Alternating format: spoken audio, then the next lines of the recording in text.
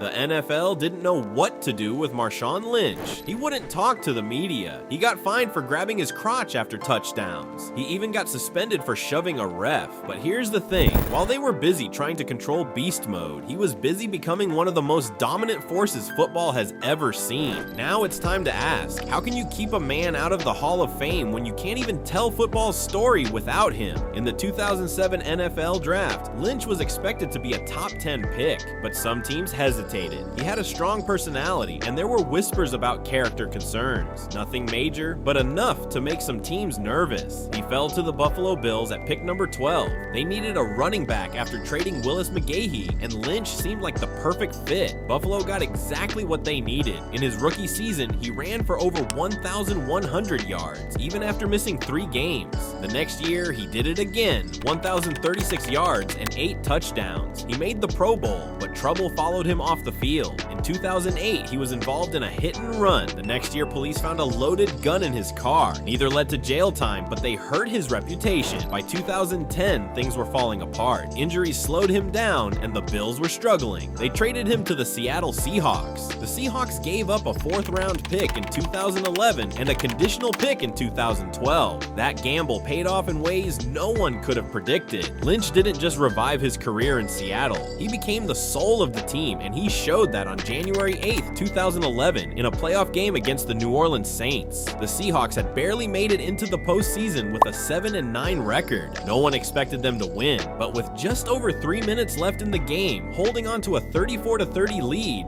Lynch got the ball. What happened next became one of the most legendary moments in NFL history. He broke one tackle, then another, then another. Saints defenders swarmed, but they couldn't bring him down. He stiff-armed Tracy Porter so hard that Porter flew backward, crashing into the turf. Lynch kept going. He powered his way through 9 different defenders on a 67-yard touchdown run that sent the crowd into chaos. The stadium was shaking, literally. The run was so powerful that it registered on a local seismograph, earning the name Beastquake. But Lynch wasn't just known for his running. He had a personality that set him apart from everyone else in the league. He didn't like interviews. He didn't like following rules. And in 2011, he made that clear with his gold cleats. The league fined him $10,000, but he kept wearing them. Then came 2012, the season that proved Lynch was one of the best running backs in football. He rushed for 1,590 yards, the highest total of his career, and scored 11 touchdowns. He had always been known for breaking tackles, but that season, he took it to another level. Against the Arizona Cardinals, he dragged 8 defenders with him into the end zone. It didn't even look real. That year, the Seahawks finished 11-5. Lynch was named a first-team All-Pro, but more importantly, he gave the team an identity. Marshawn Lynch's 2013 season was pure dominance. He ran for 1,257 yards on 301 carries, averaging 4.2 yards per attempt. His 12 rushing touchdowns tied him with Jamal Charles for the most in the league, but his impact went beyond stats. He was the driving force behind Seattle's offense, which led the NFL with 136.8 rushing yards per game. His relentless running set the tone for a team that finished 13-3 and secured the NFC's top seed. When the playoffs arrived, he elevated his game. He ran for 288 yards and 4 touchdowns in 3 games. In the NFC Championship against San Francisco, he carried the ball 22 times for 109 yards, including a 40-yard touchdown that shifted momentum in Seattle's favor. Super Bowl 48 was a statement. Lynch scored a 1-yard touchdown that helped Seattle build an early lead over Denver. His final stat line, 39 yards on 15 carries, wasn't eye-popping, but his physical style wore down the Broncos' defense. Seattle dominated every phase of the game, cruising to a 43-8 victory and securing its first-ever Super Bowl title.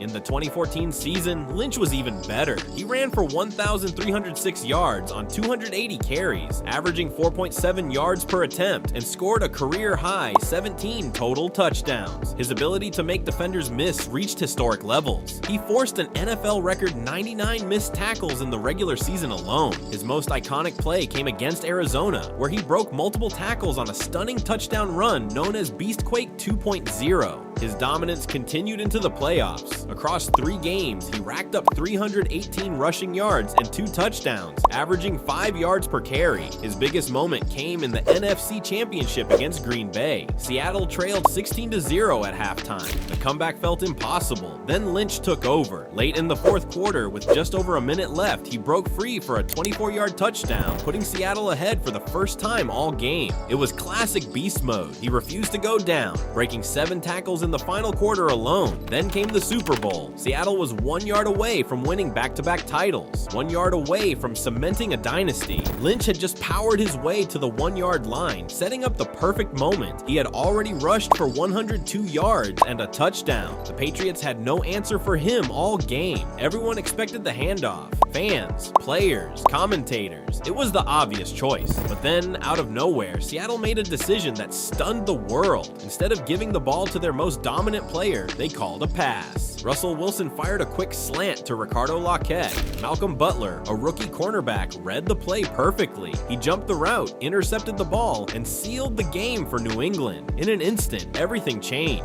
The Seahawks went from champions to a team that let the title slip away. The crowd fell silent.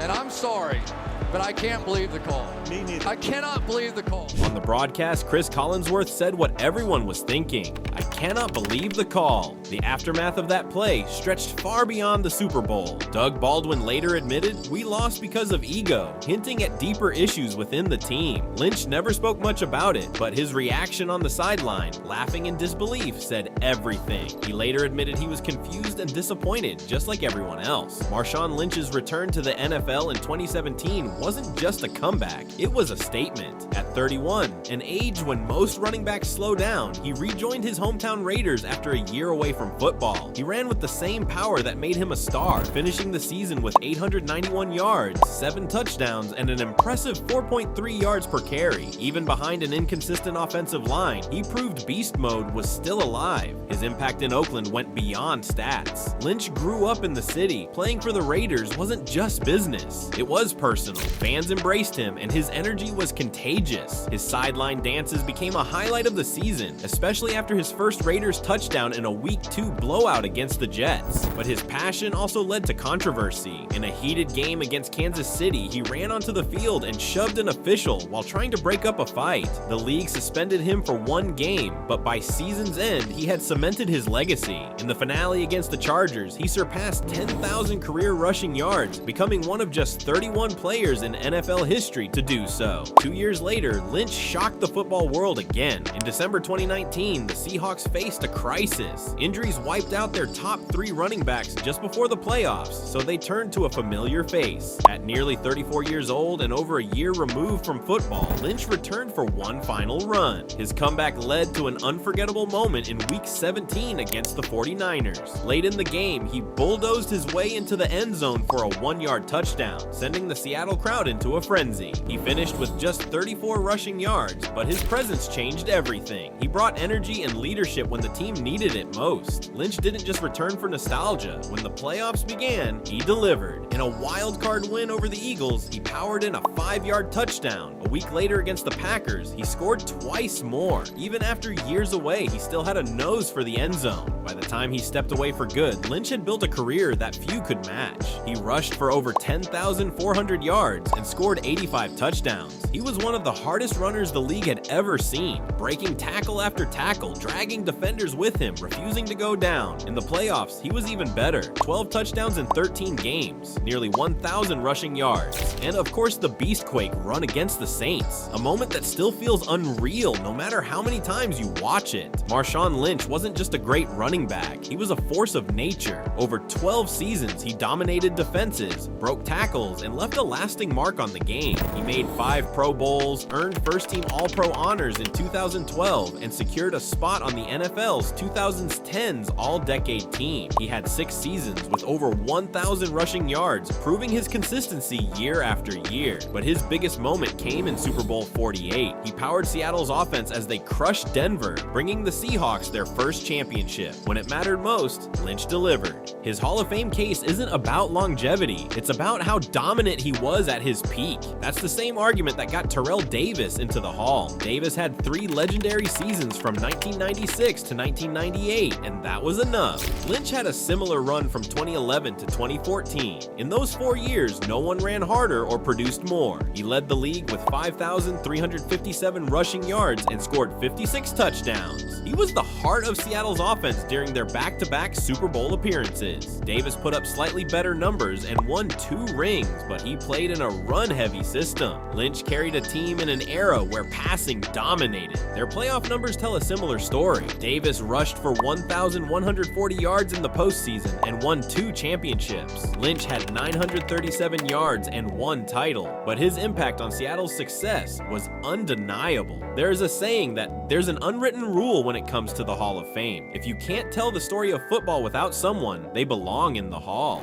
Marshawn Lynch fits that rule perfectly. His game, his moments, and his presence made football more exciting. That's why he deserves his place among the greats.